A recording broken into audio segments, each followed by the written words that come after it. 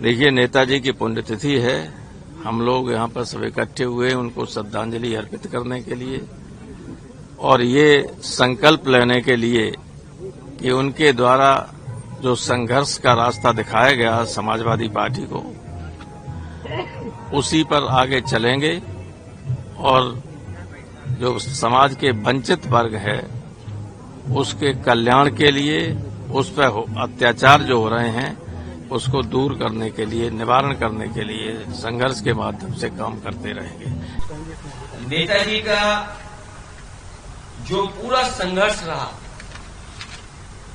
जहां दलित, पिछड़े, शोषित, वंचित, पिछड़े, किसान, गरीब, मजदूर, अल्पसंख्यक, मुसलमान जीवन भर उन्होंने संघर्ष किया और सम्मान दिलाने के लिए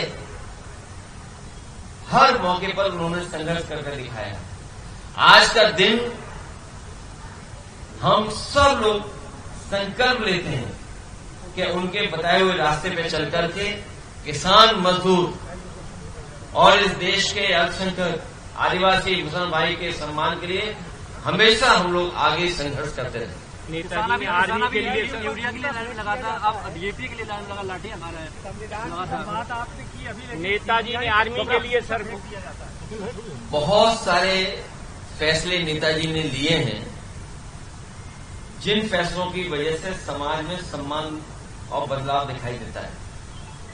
हमारे फौज के लोग हैं, किसान हैं, दलित भाई हैं, अल्पसंख्यक मुसलमान भाई हैं। मुख्य रूप से समाजवाद और सेक्युलरिज्म को और लोकतंत्र को उन्होंने हर मौके पे मजबूत बनाने का काम किया।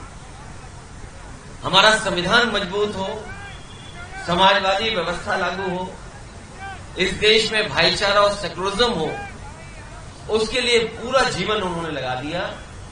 आज इस स्थान पर यही हम संकल्प लेते हैं कि उन्हीं मूल्यों को और आगे बढ़ा करके संघर्ष का रास्ता अपना करके पीडीए परिवार के लोगों को सम्मान दिलाते हैं।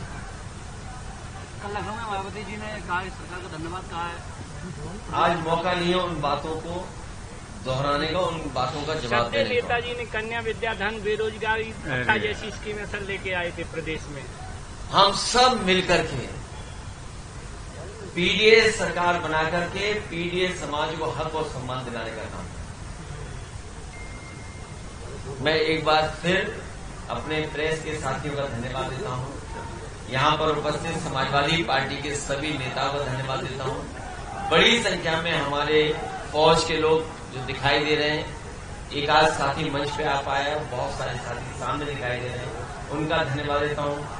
कई कार्यकर्ता जो पदयात्रा कर करके आए हैं, साइकिल यात्रा कर करके आए हैं और प्रदेश से जगह जगह से कार्यकर्ता आए, मैं उन सभी नेता कार्यकर्ताओं को बहुत बहुत आभार प्रकट करता हूं और मैं उम्मीद करता हूं कि अगली वर्ष जब 22 नवंबर 2026 होगा तो यहां पर हम सब लोग मिलकर के इस मेमोरियल का उद्घाटन करेंगे। यही उनको सबसे बड़ी श्रद्धांजलि होगी, क्योंकि इतना अत्याचार हिंदुस्तान के इतिहास में कभी जनता पर नहीं हुआ जितना आज की सरकार के द्वारा हो रहा है।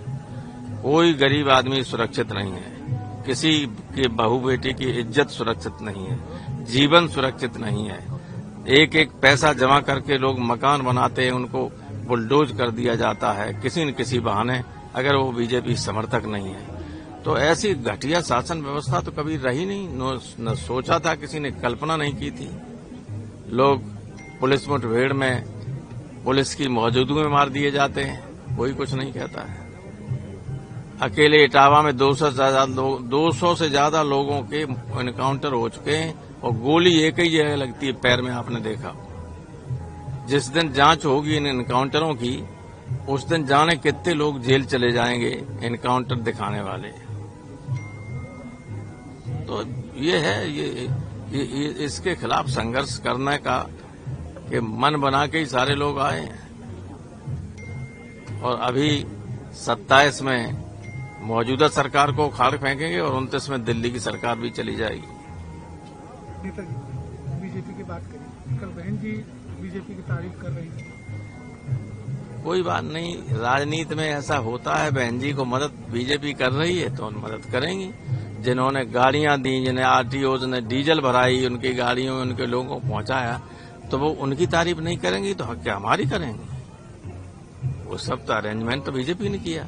नेताजी ने तो सबकी मदद करी। नेताजी ने सबकी मदद की और हम लोग भी और अखिलेश भी सबकी मदद करेंगे। जो विरोधी भी उन दरवाजे पे आ जाएगा उसकी भी मदद होगी।